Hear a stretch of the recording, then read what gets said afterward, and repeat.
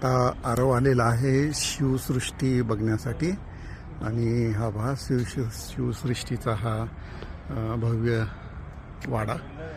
इथं सर्वत्र दगडी काम झालेलं आहे.